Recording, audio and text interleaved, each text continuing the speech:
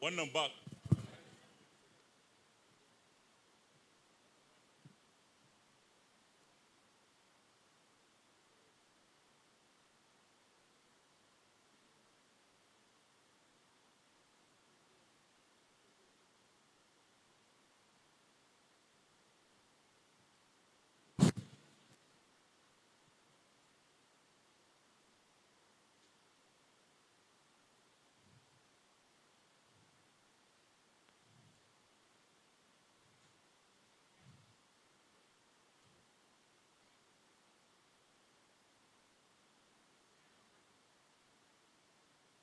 My third VP, my past president, we are just on the last lap. On the last lap, sir. I am sure on the last lap, sir. Sorry, sir. No, the last lap before departure, sir.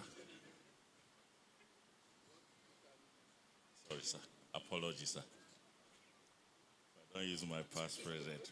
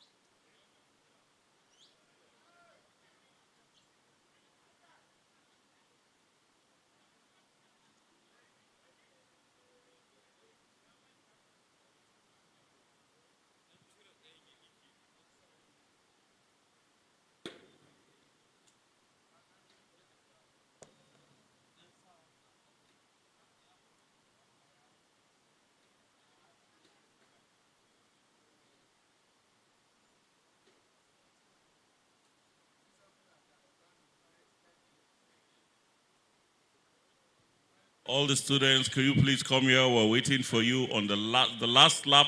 We have the past president already seated. We have the third vice president already seated. Please, can you just come over here? We're on the last lap of the program before departure. Thank you.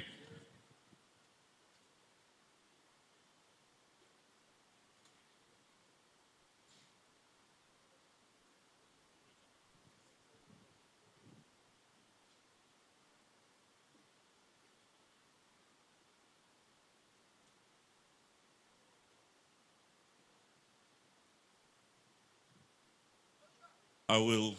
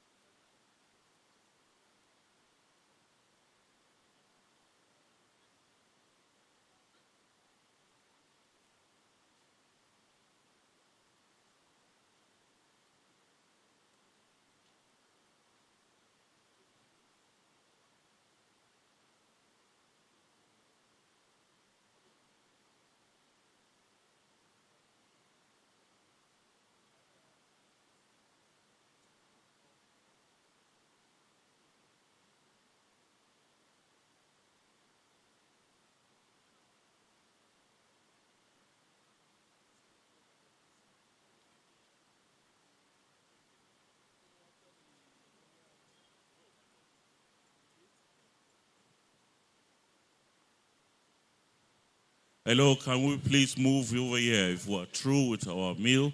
Please. We are about rounding up. If you are through with your meal, can you please join us? If you are not eating, can you please join us here?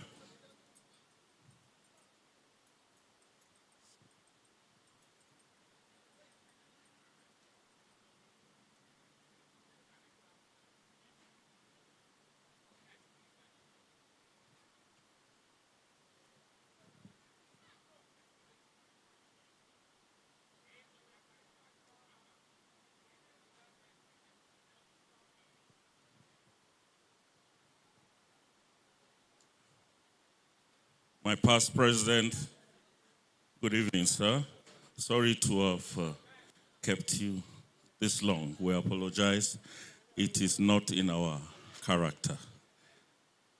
My third VP, thank you very much for being with us. We have just a little lap. We have a very important guest that came all the way from Jos, Architect Ibrahim Kamdu Beatrice, the architect, like you said yesterday, and the curator of the Museum of Traditional Nigerian Architecture, Motna. And it's part of this discussions that will be discussing about the synergy between traditional Hausa architecture and current sustainable practices. We've gone that long, but we just want to have a few minutes to hear from him and a few other people. I would like to call on Architect Dr. Marcus Balarayanet, who will be anchoring this session. A round of applause for him, please. Architect Dr. Marcus Balarayanet. He is the chair of our Standing Committee on Heritage. Thank you. You're welcome, sir. And our guest all the way from Jos, Architect Ibrahim Kamdu Beatrice, the curator of the Museum of Traditional Nigeria Architecture. Round of applause for him, please. Thank you, sir. We have one of us also that came all the way from Niger, from Mina, yesterday. Architect Issa Man will be joining us for this discussion. A round of applause, please. We have one more person, but because of time, I will hand over the mic to Architect Dr. Bala Marcus to please continue with this session while we wait for his arrival. Thank you, sir. Is it afternoon or evening now? Okay, good afternoon, everybody. You are welcome to this brief but very important session of the Zazzau experience. We have a topic that we are supposed to have discussed on, the synergy between traditional Hausa architecture and current sustainable practices. So we will ask some few questions to our discussant. But before then, we want to know each and every one of them. You tell us your name, your area of specialization or interest, briefly. Within a minute, please. I start with...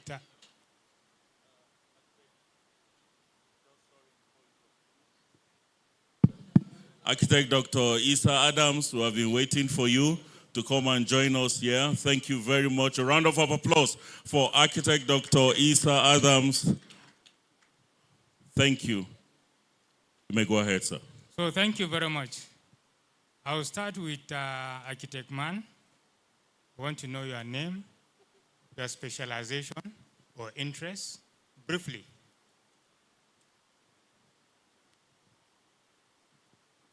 Thank you, moderator. As you said, my name is Architect Issa Man. I have a great interest in summary vernacular architecture. And Hausa architecture has greatly influenced my studies in ABU Zaria. In fact, it was the idea that made me to study housing in my MSc. And the late Professor Schottfeger took interest in my thesis. At the end of my presentation, which I passed, he called me to his office. He said, man, I want to recommend ABU to give you employment. I said, no, sir, thank you. I came in service because I'm already employed by Ministry of Works in Niger State. So when I go back, stay like 3 years, I may change my mind. But again, another head of department, the pioneer head of Department of Architecture, Federal University of Technology, Mina, also came to me that they want me. I said, no, I will be in Mina, but this time around, I will be a part-time lecturer. So, which now they call visiting. I'm still visiting lecturer there. So I started 1993. Spent 10 years, break, go for federal appointment, come back and continue. I'm still a visiting lecturer in FUT. I teach building technology. So and I travel wide, globally. So I have interest in vernacular architecture, special reference to Hausa. Thank you very much. My friend, we met in Jos during my PhD thesis, and I had the privilege of visiting Modena. And what we saw there is very pathetic. So we want to know, what is your name, where you work, and a little snippet of your own thoughts about traditional architecture. Okay, thank you so much for the privilege to come today and also to be with you to discuss about house architecture. My name is Kamdu Ibrahim Bitrus. I am the curator, Museum of Traditional Nigerian Architecture. The main work we do there is conservation of architectural works, most especially to do with Africa or Nigerian architecture. Around 1956, 57, one architect, a Polish architect, Zygmunt Mochowski, went around the country. He was commissioned by then Federal Department of Antiquities to go around the entire country to document our traditional buildings, important ones, the ones he was able to lay his hands on. And he came here to Zaria and stayed for 3 good years, from 1961, 72, and 63, and was able to document a lot of house architecture. And it's not just only documenting the architecture, but also he needs to project it so that people will know. He wrote a book, Introduction to Nigerian Traditional Architecture, 3 volumes. Out of it, he was able to capture Zaria Friday Mosque and other buildings around here. And he didn't stop at only documenting and publishing the book, but he went ahead also to project it to a level that they need to replicate it in a place. So he decided to replicate some of his works live there to capture some of the architectural works across the country. In the northern part of Modena, we have the Kano City Wall, we have the Zaria Friday Mosque, we have the Gobiro Minaret, we have the Emir of Katsina Palace that is sitting there. So our interest, or my interest personally, is about the conservation of cultural properties. Not only traditional buildings, but also the intangible heritage attached to it, because the intangible heritage is the one that gave birth to the tangible heritage. Thank you, sir. Thank you very much, sir. Our topic once again, the synergy between traditional Hausa architecture and current sustainable practice. So my question is this, sir, what do you understand by traditional Hausa architecture? I would rather say traditional Hausa architectural heritage. What is your understanding about traditional Hausa architecture heritage or architectural heritage, please? Thank you so much. In Hausa traditional architecture, there are basic things you will see from the character of the structure.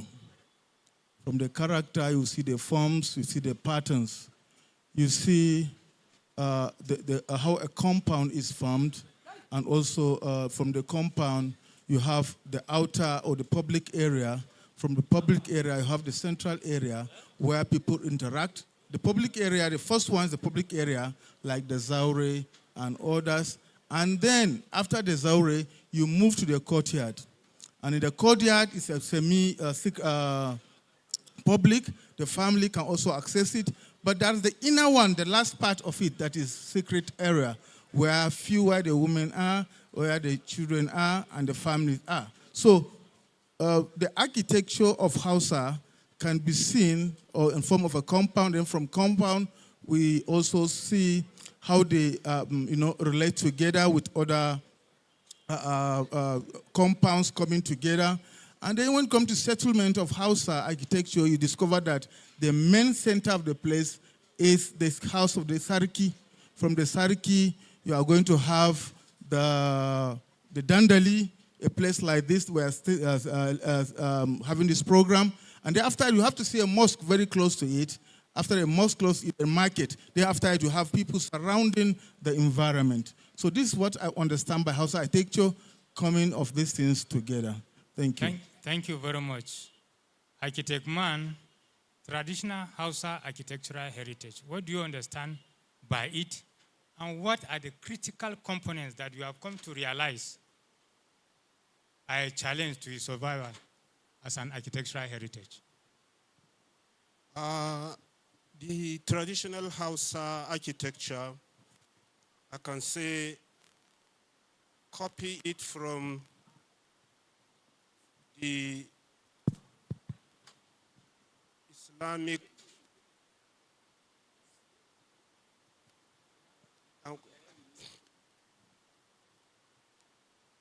Hausa traditional architecture, particularly with the emir's palaces, they adopted the concept from the Umayyad period, because around 2007, when we attended the Union of International Architects in Turkey, we went to the old palace. You see the palace, you see the mosque, and you see the market. That is the concept you see in the north. Apart from that, you also see the Guild of Craftsmen. Take, for instance, where I come from, Bida. We have the 3 royal houses. And the leadership is rotational. Now, the present emir or Etunupe comes from Usman Zaki. There is a market near the palace.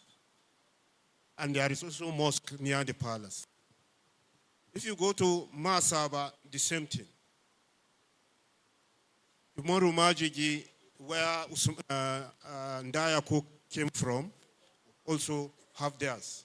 So apart from all these institutional buildings, you have residences. And all are built by the builders. Now, the Nupe society, particularly the ruling class in Bida, are not 100% Nupe. In fact, they are Fulani leaders. The leadership, the Malams or the Ulamas are also mixed with either Kanuri or Fulani. when you are looking at that, you see that apart from the palaces, the structure is magnificent. Then the lower chiefs, they also have smaller, elegant buildings. Down, you also have market stalls, and you have the market. So again, when the colonial master, they built official palace in Bida, official palace. Initially, the leadership rotates. This palace, this palace, this palace. But now, in around 1920 something, the British built the palace along Ilori Road. They call it Wadata Palace. So when the Umaru Sanda died, the whole of his family were relocated to another place. Then the family of Etsuya Abubakar came in. So it's now an official residence, palace. Then you go to every ward. You have guilds of craftsmen. You have brass. You have glass, who are melting glass. They originated from Nubian in Egypt. Their origin is from Nubian. So you have brass, then you have the butchers, the barbers who shave head, and then those who make wood carves. So each ward, they have their own businesses. So it's an integral part of the society. But all of them were built by the builders then, the experts. So coming back to here, you find out the emirate is rich with history, particularly about Bobongwani. He came out and built palaces and mosques, some of the emirates. But those buildings are no more in existence. The only one in existence here is in Zaria. So I've been following this trend for a long time. Even the man in Motna, the one that did the work in Motna, as a student in Polytechnic then, I did my IT, industrial attachment under him. So thank you. Thank you very much. I think what architect man is trying to argue is that whether it is Nupe architecture or Hausa architecture, there are a lot of similarity. Is it my uncle wants to ask me a question, so let me ask myself the question. What are the critical components of Hausa architecture that we need to take note of as we either study them, understand them, and assess them to adapt or to restore? If you look at the traditional Athenian architecture, as I said earlier on, it's a living organism. It breathes in and out. If you remember the last place, the church we went to, you see around it, they didn't pave up to the church. They allow a space of about 5 meters. It was later they put the gravel around. It is to allow for seepage of water when the rain falls, because if you pave it up, there will be problem. If any water that goes in, do not be able to release it at the right time. And therefore, over time, you see that when the dampness rises, it doesn't have way to escape, like during the dry season. So one of the things I observe is our foundation. If we can find a way of having a foundation that is damp-proof, we'll be able to help traditional architecture. With regard to the walls, most of the walls, you can see the thickness of the walls. So if we want to build with our own concrete block, what is wrong if we think of having double blocks so that we increase the time lag for the flow of heat in and out of the house? We can see that traditionally in Hausa architecture, that has been done effectively. And as we enter the various zaure, immediately you enter, you notice the difference in the temperature of the place. It's because of the thickness of the wall, basically. And of course, the fact that the roof is also earthen. So as architects in this environment, we should think about the thickness of our wall. If you look at the museum in Edo that was rebuilt, they didn't use concrete. They used compressed earth brick. We could have used the same thing here. There was nothing wrong with it. And adapt all the various type of vaults that we see across Zaria. That is what I advocate. That as long as you study the vaults, just adapt the vault. If you like, you can use your concrete. If you like, you can use your compressed earth bricks. That is what I advocate with regard to the use of vaults. Now, one of the major challenges of earthen architecture, as we have seen as we go around, is the roof. How to maintain the roof. Those of us who noticed I climbed one of the roof. If you had climbed up to see what is happening there, you know that there is a disaster that is waiting to happen. Because all the protective elements of the roof are gone. So water seeps in directly into the roof. So it's just a matter of time it's going to collapse. So what kind of materials do we need to use to finish up our roof or our domes? The Emir highlighted one of the challenges they are having.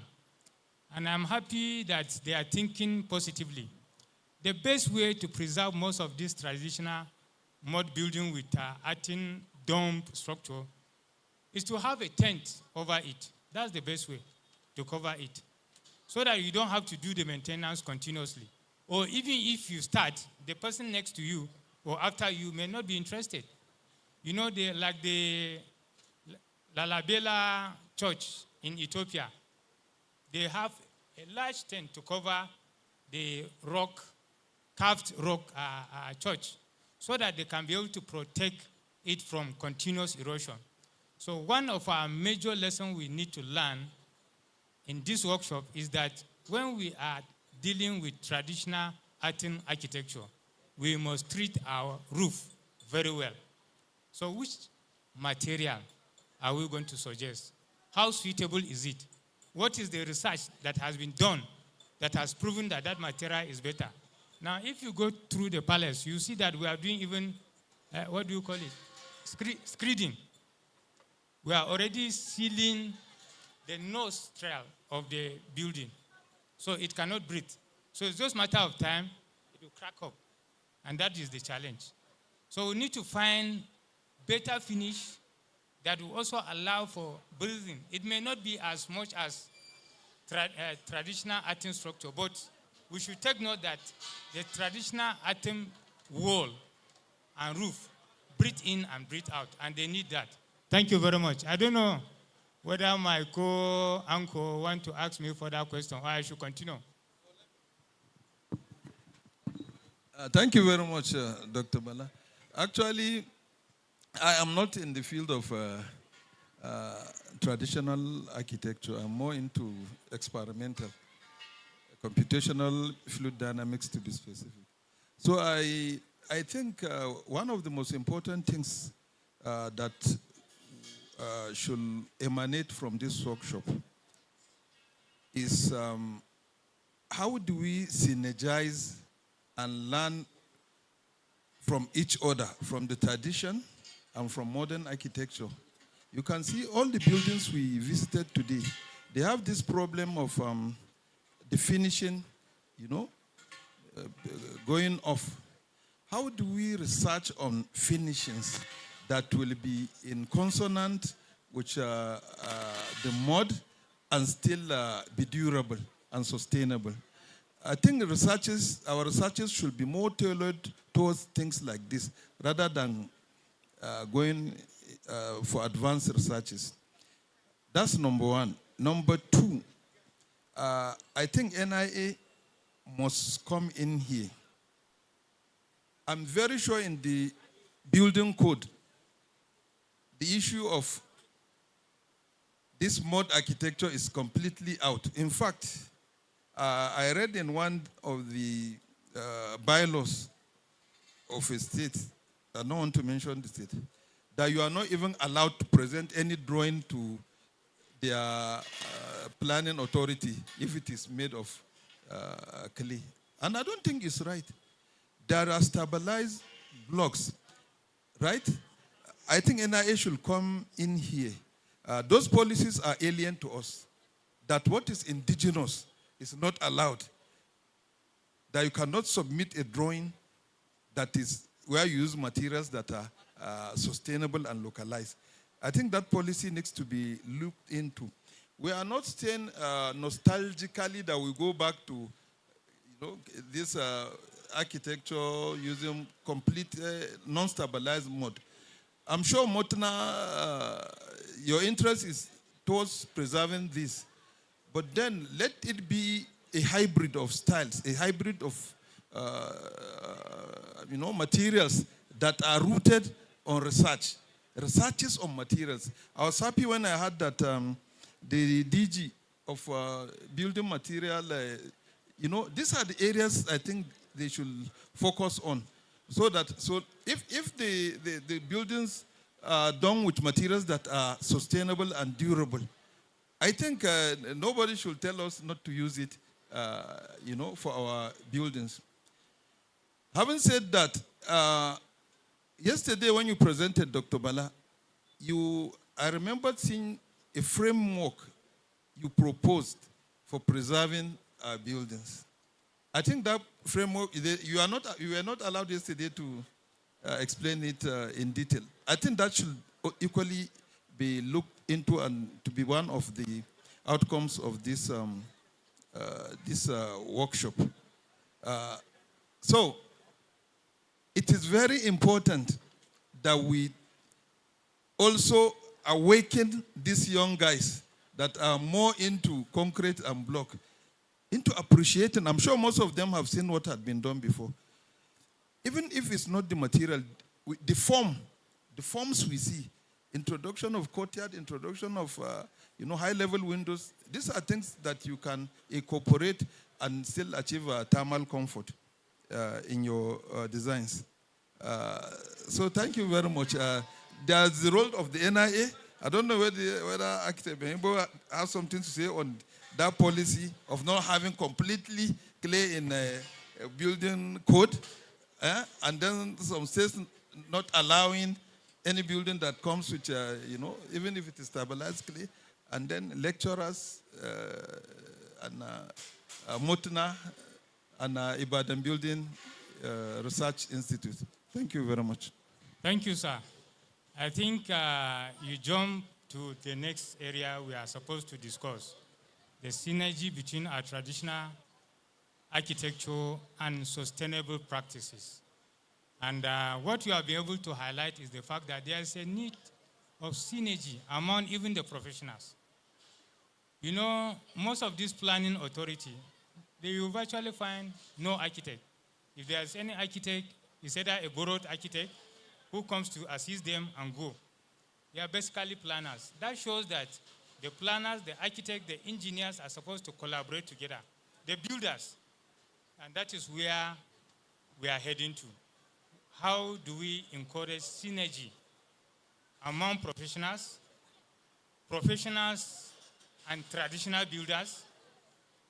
If you notice the Usasa Church, it was just finished 2023, but it's not good enough.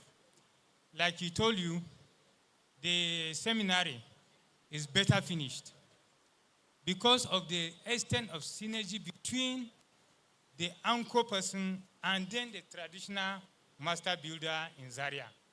So if we want to sustain or maintain our traditional architecture, our architects must be able to understand. And I can see the lack of understanding, or either I can say the overwhelming interest of the client, even inside the palace. We have screed very critical walls already. I don't know whether it's the architect that made that decision. What was the basis of making the decisions?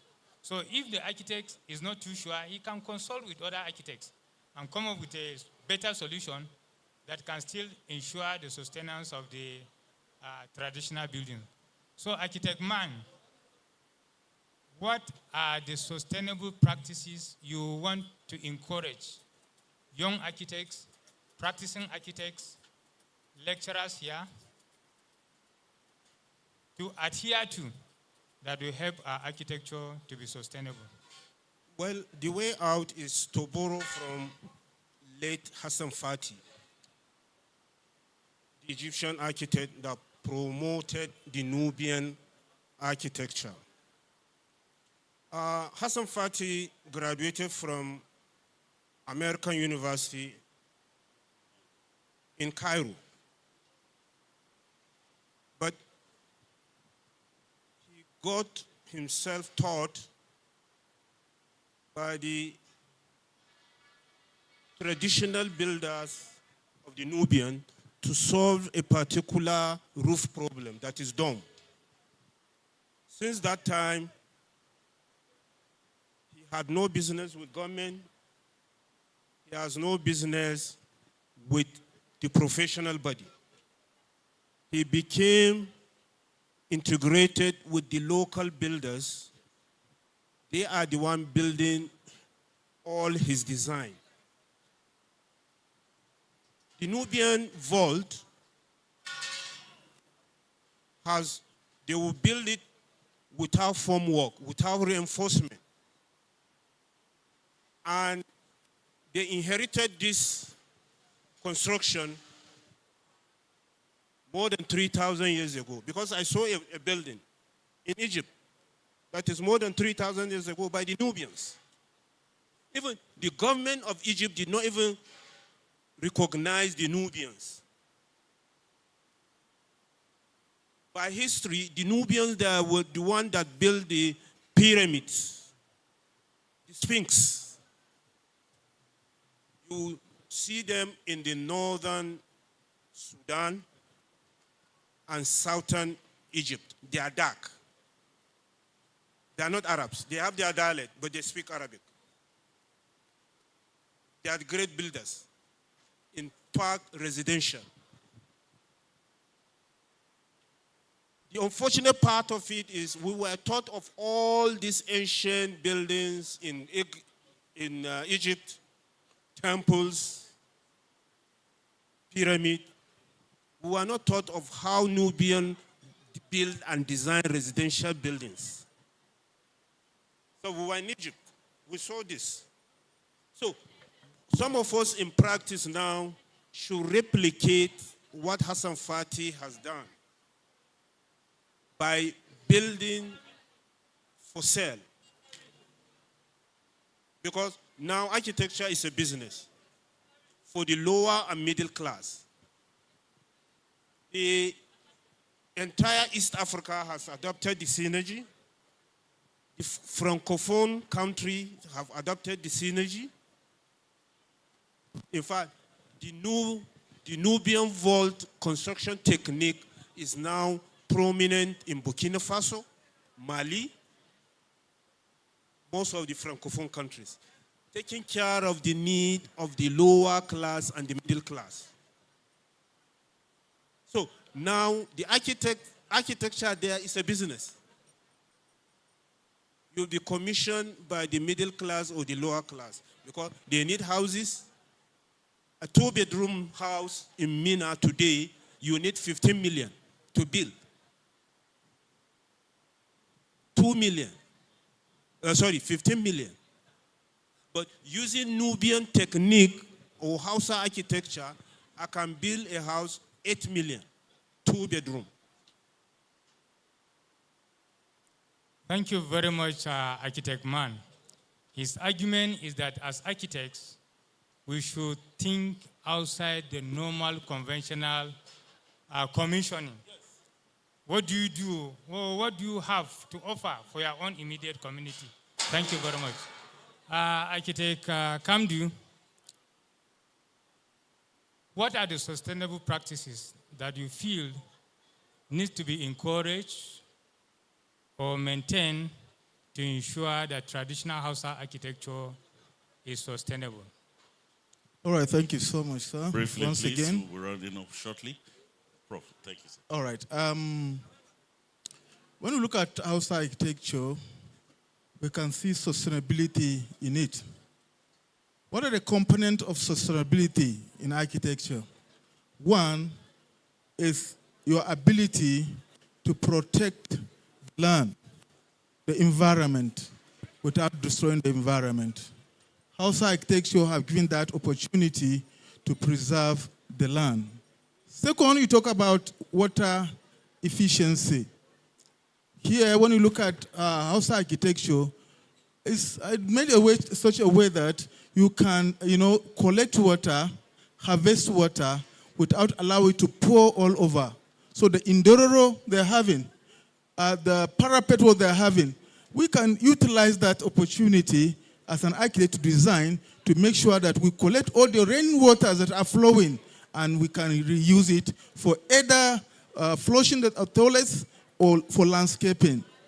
The second one is energy efficiency. Energy efficiency is talking about how can we design such a way that the environment is so comfortable to people. We can conserve the energy we have.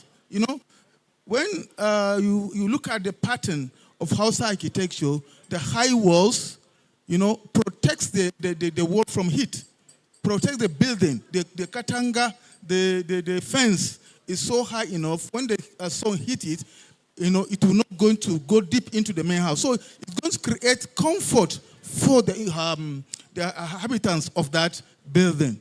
So sustainable construction also is talking about comfort of and the health of the person living in the house. And with what we have, as he said, the building used to breathe, it takes in, and then, it gives that synergy. Inside the courtyard, you have people playing around, there will be air, the design from there, you see everywhere. So you can incorporate the house architecture into our buildings today because they are sustainable. Thank you so much. Thank you very much, our panelists. I am permitted to pick one question from the students. Any student that have one question, this is an opportunity. Anybody? Anybody? Anybody? Last chance? Okay. Let me give you this. Quickly, please. Sir, like what Sarkin Magina just said, my name is Adamu Bashir from New Bamali Polytechnic. Like what Sarkin Magina just said, most of the traditional building doesn't have a foundation. My question is, how is it possible for a structure to maintain its strength and stability without foundation? Thank you. Quickly, Architect Man, sir. No, you see, they have foundation. There is foundation, only it's shallow. Because I witnessed the construction of a house in Jos some years back, constructed by one of the great-grandchild of the Bobongwani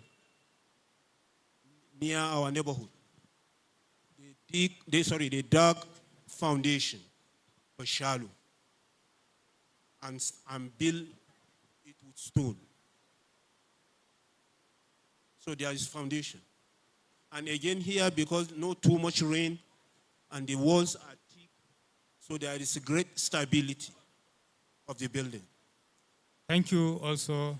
You should note that in traditional Hausa architecture or in Atin architecture, the art, the building is one and the same element. So in building, traditionally, is a continuation of the art. And that's what makes it one and the same thing. Is that okay? Thank you very much.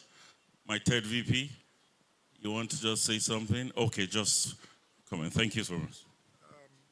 From all the tours that we've been around, and then from all the lessons that I've got on listed building, there's only 6 of the whatever that we've been that are listed. And now that we have our fellow architect here, you know, the exercise we're doing is so laudable. But how can, because if, I can mention the 6 that I've learned that are listed here, but some of the ones that we've been, the 540 years, the 420 years, they're not listed. So I'm now employing you.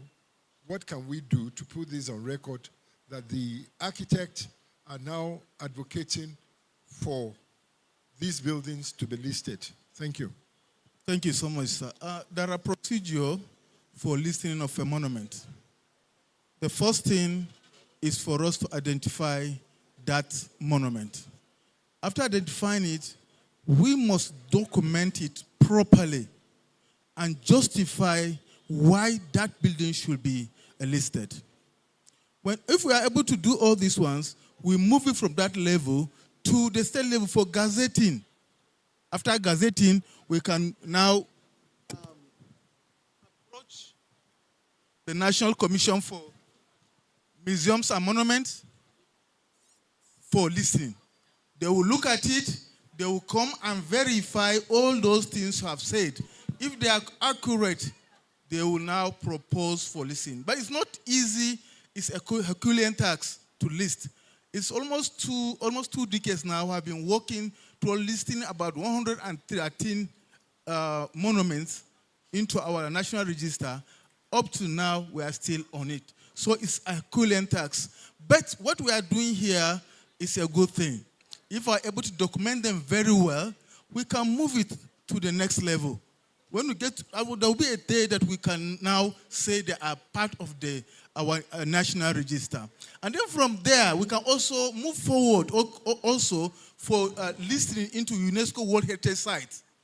You know, in Nigeria, we only have 2 now. One in Adamawa State, that is cultural landscape, and the one that is Oshobo Sacred Grove. We have only but 2. But we have been working hard to make sure that we list some of them also. Just like Don Rahel, we have been working to see how we can list it as part of World Heritage Site. But it's difficult because there are many committees, scientific committees, that will come to verify what we are saying. Are they true? Is it authentic? Is the integrity intact? Has it been altered? These are the problem. Here in Zaria architecture, we have seen a lot of buildings that are good. Yes, they are good. But most of them are altered. So if you bring it, it cannot pass the test. Passing the test matters much. So how can it pass that test? You know, but researches are going on. There are these chemicals called zycosin. This zycosin is a chemical, though it's expensive at this material time, but when people continue to go into that research, maybe with time it's coming down. When you finish all your work, just like the way we use lasso at the top of the dome in house architecture, where you have the gashinjima, you have the katsi and damfara. When you mix it together, you now plaster the top of the dome. It will take another year or 2 before you start experiencing problem. You know, what we are having today is a situation before. It was slaves. When Baba Goni came here, he was given 100 slaves to work with him. They were the laborers. But today we don't have slaves. So who maintains this building? These are the problems we are having. If there are people that are willing to do the work, for sure, I'm telling you, we can still maintain these buildings. But we have few people that can accept to go and do the slave work. Thank you so much. Thank you very much. Thank you very much. One last word from Dr. Bala. Thank you very much. The challenge we are having is the misunderstanding of having a structure that you value and the process of documenting a standard building or a site so that it can be enlisted. All the 2 sites that are listed in Nigeria, their cultural landscape, there is no any building that is considered worthy of listing in Nigeria. And for instance, in Zaria here, if you want to list this as an urban heritage, we will need a collection of buildings to be able to argue that. But immediately we go to any of them, you discover that it has been altered so badly. So there's what we call outstanding universal value. Is it universally unique? There is no type anywhere. The skill, the material, the technique is unique. Is the material authentic? Has it not been altered? So these are the challenges we have in Nigeria, and it's becoming more and more of a problem. But like he said, even on our own terms, just to list about 100 and, is it 14 or 13? It's taken almost 20 years. They were arguing. So you see that we are not even ready, even for the national listing. Talk less of UNESCO listing. Thank you very much. So thank you very much, Dr. And Bala. have a great day. I am sure by the time we do the second edition, we'll have more enlightenment on the listing of our buildings. Thank you very much to our discussants. Architect Dr. Isa Adams, thank you very much for the insight. Architect Isa Man, all the way from Niger State, thank you very much, sir. And our very own Architect Dr. Bala Marcus Reiner, thank you very much, sir.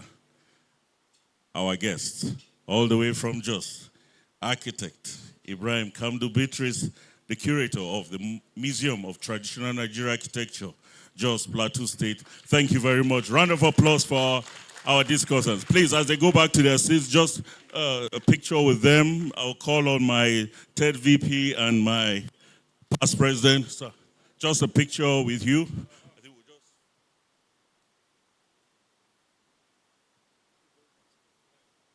Thank you very much. Our camera, are you there? Quickly, please. Are we good? Are we good? Okay. Yes, first. Take this. Of course, let me have the privilege to join them too.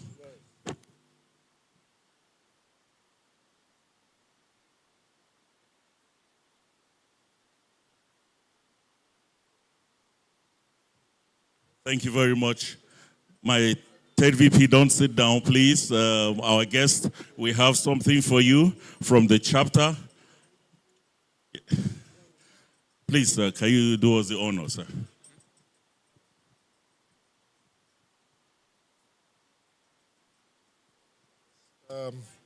On behalf of the Nigerian Institute of Architects, Kaduna State. All right. Oh, okay. On behalf of the Nigerian Institute of Architects, Kaduna State Chapter, we present this award to you in appreciation to a visionary architect and esteemed speaker or discussant who has shown lifelong dedication to advancing the architecture profession. Architect Ibrahim Kamdu Beatrice. This is for you, sir.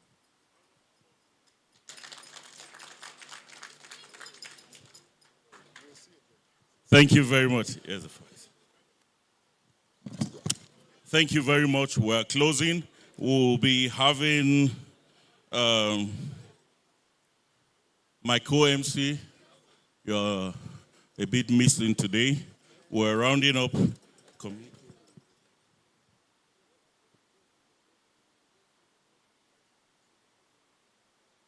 Okay. My co-MC has given me the go-ahead to say the vote of thanks. I want to first thank God for the privilege and giving us the opportunity to witness this great event. The president of the Nigerian Institute of Architects, who was here with us since yesterday, the second vice president was with us today, the third vice president, our past president, chapter chair, I want to thank you for honoring our invitation. I want to also start this time by appreciating His Royal Highness, who since last year we came and he keyed into this workshop. We came back this year and he gave us the go-ahead to plan. I want to say thank you to His Royal Highness for giving us this opportunity. I must especially want to thank the members of the local organizing committee. It was a great task, but we're traveling from Kaduna to Zaria as if it's just behind our back of our houses, and God saw us through, so I want to thank them. I want to thank all members of the local organizing committee. Wherever you are, thank you. I will not forget to thank the ESCO of the national as well as the ESCO of the Kaduna State chapter of the NIA for being and standing with us even as we planned, and their presence with us also. All architects present that traveled. I can see the chair of the Young Architects Forum, Architect Kau, I think it stepped out. I want to thank you too for honoring us. Actually, he came to represent the HGS. He came on behalf of the HGS and want to say thank you to all our students from all the schools of architecture, Ahmadu Bello University, the Nuba Mali Polytechnic, Kaduna Polytechnic. Unfortunately, those from Kafanchan, a bit far, they couldn't come, and the new university set up in Kachia, the University, Federal University of Applied Sciences, they couldn't make it, but we want to thank them even in absentia. Thank you very much for honoring us. And before we go, my co-MC has said that we'll be having this, our communique, and which will be sent to each and every one of us. They are working on it, and we'll have it shortly after this program. I want to thank you once again. Please crave your indulgence that we'll all rise for the national anthem so that we can have the closing. As they prepare to do that, I want to officially invite each and every one of you to the, just get ready and watch out for the Kaduna Architects Forum 2026, hashtag Kada 4.0, the fourth edition. It will be coming up sometime in October, and I implore you to get ready. It promises to be a blast. Thank you very much. Thank you very much.